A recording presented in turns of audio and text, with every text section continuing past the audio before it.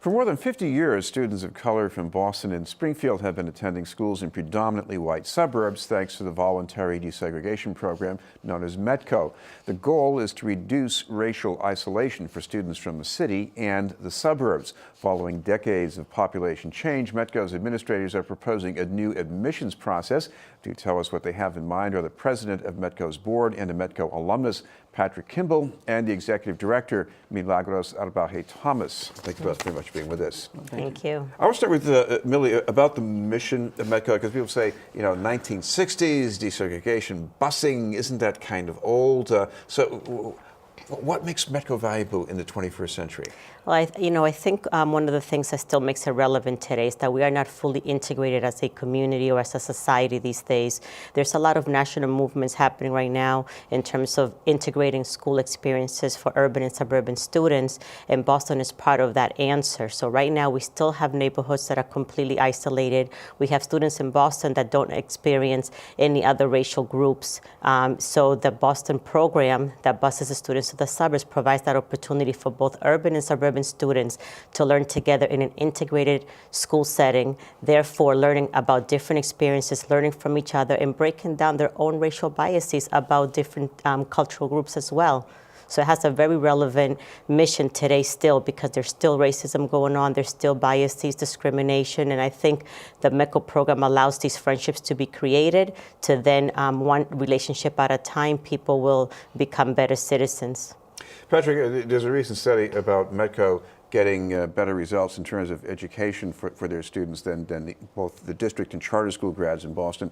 But what about you? What was it like? What do you feel you got out of this? I feel like, similar to our conversation prior to the show starting, is just really that sense of confidence, right? That, as you're taking on your studies, as you're looking at opportunities, whether it's on the playing field, in the classroom, looking beyond the school system, which now gets into higher education, that you have the confidence to take on those types of scenarios and situations. So I think, from my personal experience, any of the success, the very little that I've had thus far, has come as a direct benefit to my family, first and foremost, but second, the METCO program and the families and friends that I was exposed to by being a member of that program.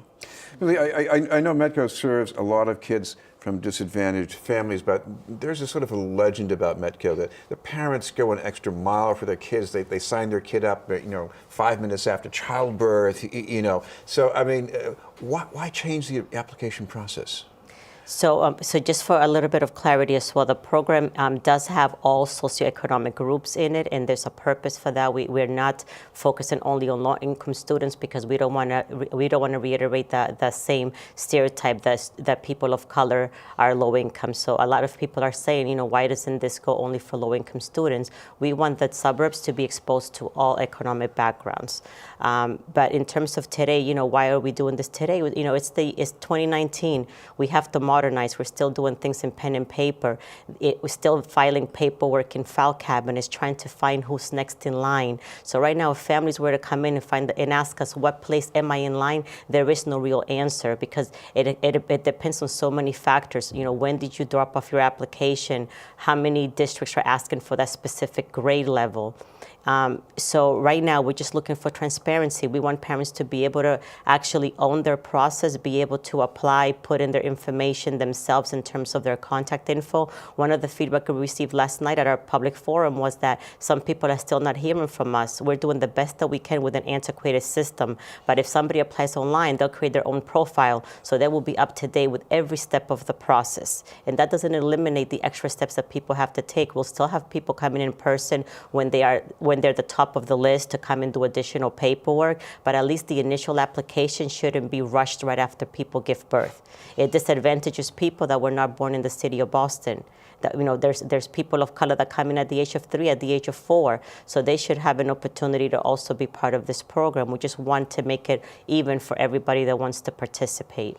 Patrick, at least you must be thinking that there have to be some parents out there. I signed my kid up 3 years ago. What do you mean you're changing the rules here? What would you say to them? Absolutely. I mean, first and foremost, right, like anything, change is hard.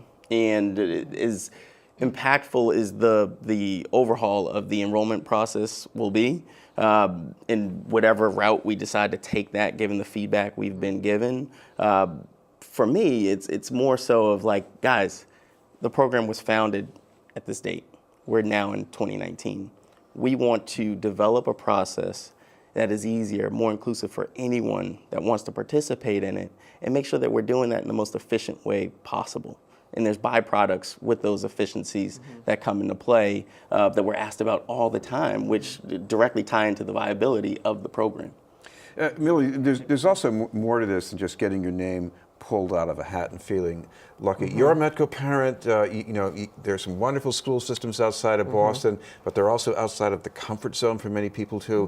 What would you say to parents to get their kids prepared for this? Yeah, I think it's very important for parents to understand that this is, for me, I described it as a sacrifice.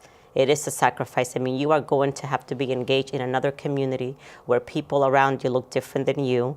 Your student, in most cases, is going to be one of the few people of color in the classroom, so there's going to be some isolation related to that.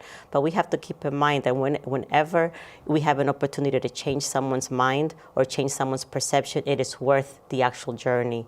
And that's what this METCO program is. You know, I tell people, stop looking at this as the Boston program or the desegregation program. Let's look at this as a program of integration. In a country right now where we're so divided, when more and more racial groups are feeling left out and discriminated against, this is what METCO can do. One community at a time. Boston plays a big role in trying to end discrimination.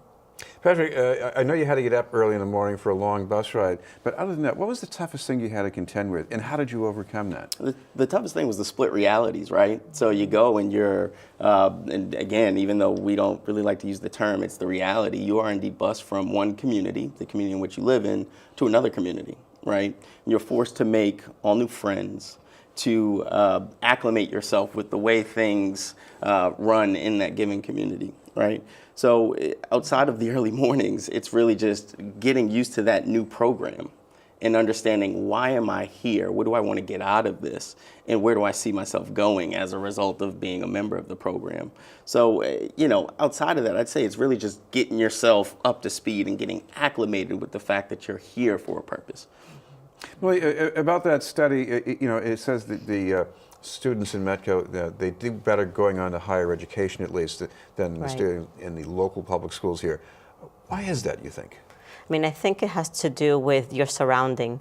When everybody around you where you're going to school is talking college, in most of these suburban households, that is the talk, two-parent households, going on to college, getting a career, being a business owner, being a leader in whatever job you take. I mean, that actually trickles down to our students as well. This is why I believe this program is so essential for our Boston residents, because right now we don't have enough of us competing in high-level jobs, in government jobs, running boards like what Patrick is doing now. But the program allows you that sense of confidence, like he mentioned, like I too can compete and I too belong in this kind of work setting. So when you're around that kind of environment, you have no choice but to follow the crowd.